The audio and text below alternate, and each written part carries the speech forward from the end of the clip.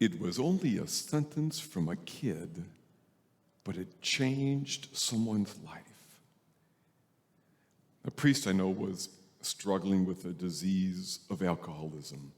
The archdiocese did an intervention, and he was given the choice to seek treatment or to take a leave of absence from the priesthood. As is true of many alcoholics, he didn't think he had a problem and was very close to leaving the priesthood.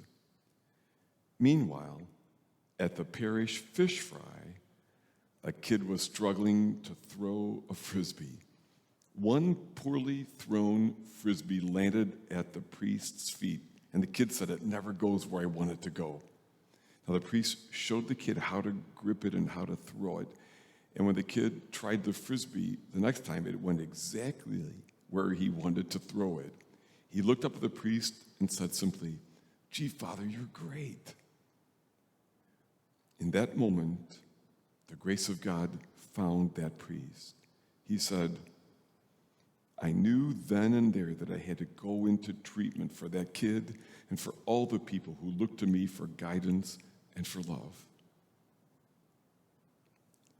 The kingdom of God is like a mustard seed, the smallest of seeds, yet once it is sown, it springs up to become the largest of shrubs, the smallest of seeds.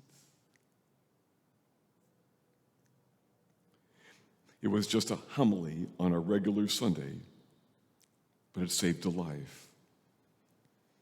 A kid I knew from my last parish emailed me about 3 weeks ago and asked me to call him. I hadn't seen him in years, and he's actually a young adult now.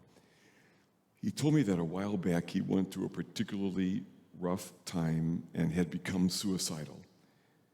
But he told me that there was something that I had said in a homily that he repeated to himself, which helped him decide not to kill himself, but to talk to his mom and to get help.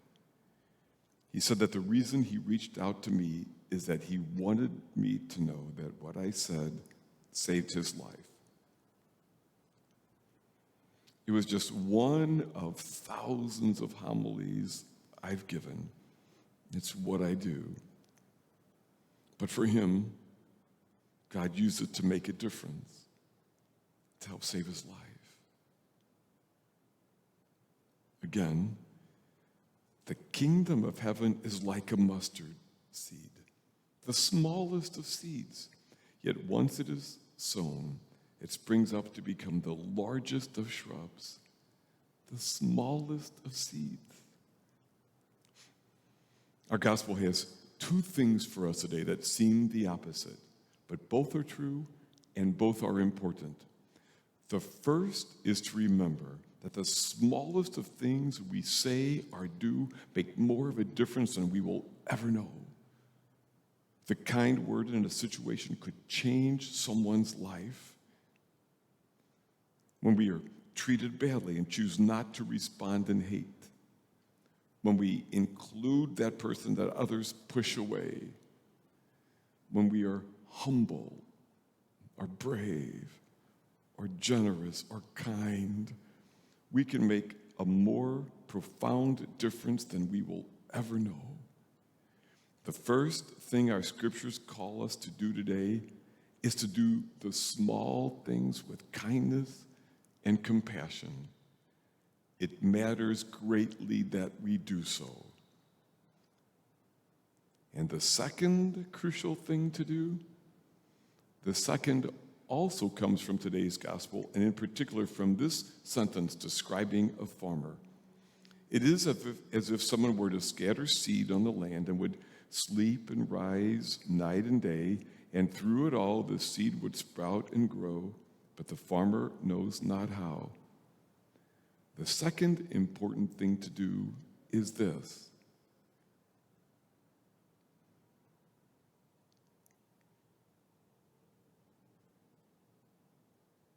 The second thing is to do nothing. The reality is there is only so much that we can do. Like the farmer, we cannot force the growth. We do our part, but the results are out of our control. And we can't control how other people will respond to our attempts to be loving and kind. We have to do what we can, then stop, let go, do nothing. Anyone who works with kids gets this, counselors, coaches, teachers, parents. Perhaps you especially get this.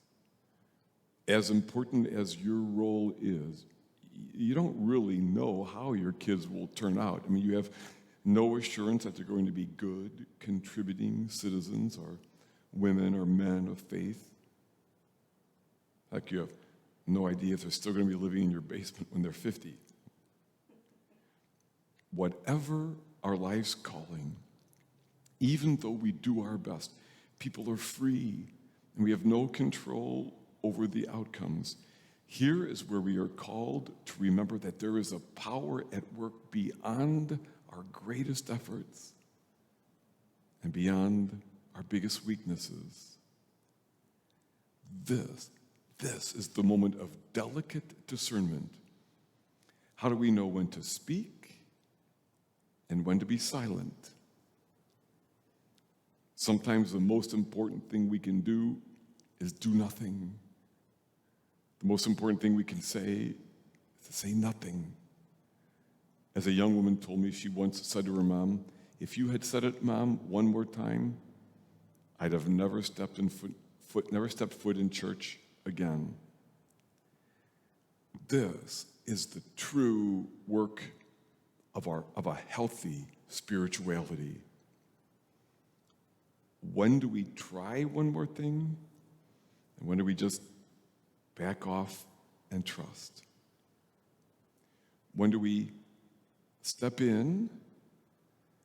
And when, like the farmer, do we do our part, then go to bed and trust the force at the center of the universe that yields growth and life?